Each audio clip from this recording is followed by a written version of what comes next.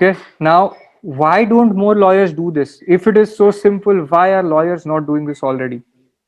The real skills are outside the domain of what we learned in law school. None of these subjects, what I spoke about onboarding, writing articles to build your credibility. People have written in law school journals and various other academic publications, which is great to do an LLM, great to get a teaching job, great to get high points on the UGC framework for the teaching job. But for clients, it's a different thing altogether, right? So negotiating your pricing with clients, introducing a new service, all that we didn't read while we were studying the different subjects in law school. Okay. The other big barrier, we are always relying on ad hoc learning. Let me get some experience first, then I'll go independent. Let me first get a job and then I will go independent. And that never tends to happen. We are left waiting, right? Then a lot of us are focusing on being penny wise and risking being pound foolish. At the end of this session, I will tell you, okay, this is a special offer for you. You can learn all this. You can learn how to offer these services. There is a lot of guidance available for you. But you will be like, no, it costs so many thousand rupees. It costs 50,000 rupees. No, I don't want that. Instead, let me be where I am. Okay.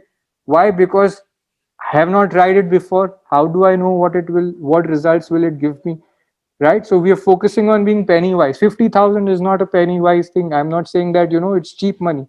I am saying that if you can earn 6 lakhs or 1.5 lakhs per month is 18 lakhs a year, then will you pay 50,000 for it? Because the money you pay, the value is determined in terms of the cost. And that is what you have to explain every time to a client, that what are they paying and what are they getting and what matters. If it matters to you that your current income you want to double, triple, or quadruple, then the question is that, then how do I do? So in that situation, what happens for us a lot of times is, oh, I don't spend 50,000 rupees. Doesn't matter what I get. Okay. I don't spend that money. Then it will be hours focusing on what's tried and tested, focusing on being penny wise, pound foolish. But the risk is that time passes. We don't get the results that we want, right? Then not spending enough time on building your credibility and nurturing clients, relying disproportionately on isolated instances of awards, press coverage, or tags. What does this mean? So if you're spending 100 hours on billable time, 100 hours on non-billable time, we literally don't know what to do in those 100 hours. How do I start writing an article? How do I get quoted in the newspaper?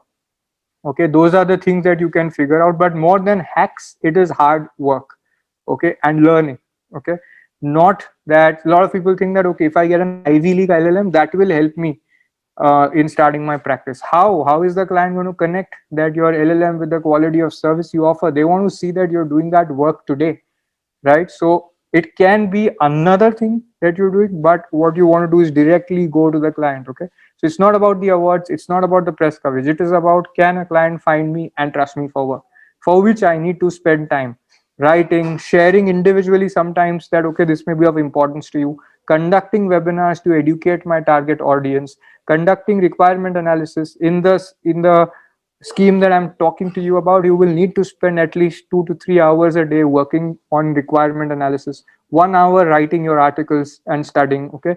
Otherwise, that doesn't happen. Now, this is a function of consistency and consistently doing this work. Okay. Then limiting your practice to specific work, but not catering to the entire needs of the sector or the industry is a huge problem.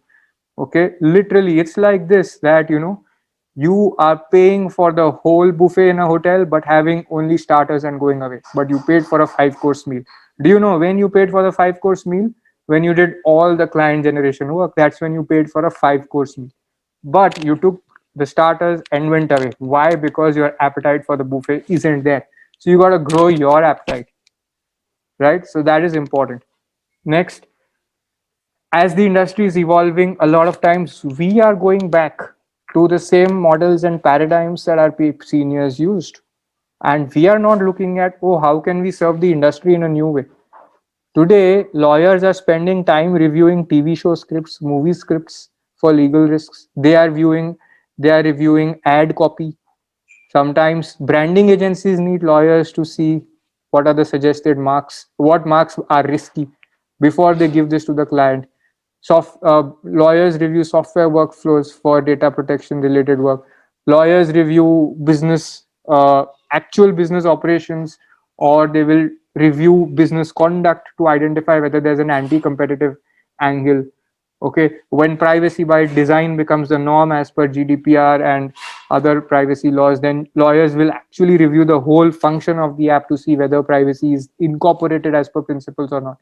Now that's new kind of work, and you don't get that work by arguing for 10 years in a litigation scenario. Okay, this practice is altogether different. So we have to expand our horizons and what we think of being valuable legal work as the industry is evolving, and it is evolving really really fast. And guess what, a lot of the legal work is given to you by fast scaling businesses. They are scaling up because they are technology based, and venture capital has enabled them to scale fast. So a lot of these people do not have 20 years of experience before they started their venture, which means they trust in the idea that lawyers don't need gray hair to be successful.